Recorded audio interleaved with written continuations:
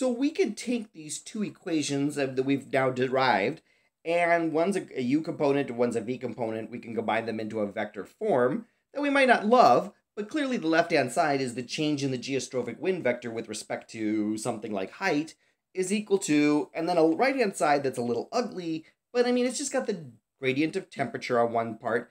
The little subscript p means that this is on an isobaric level, like maybe this is the temperature gradient at 850 millibars. Okay, cross that. You could think this all through with your right-hand rule. And from the book says, this equation is often referred to as the thermal wind equation. Yay! However, it is actually a relationship for the vertical wind shear. That's not exactly what we were looking for. The book says, strictly speaking, the term thermal wind refers to the vector difference between the geostrophic wind at two isobaric levels. So strictly speaking, your geostrophic wind, Vt, would be the difference between two geostrophic winds, one at P1 and one at P0, where P1 is farther above the ground than P0 is. Now, this is vector subtraction. I have to admit, I find vector subtraction hard to think about.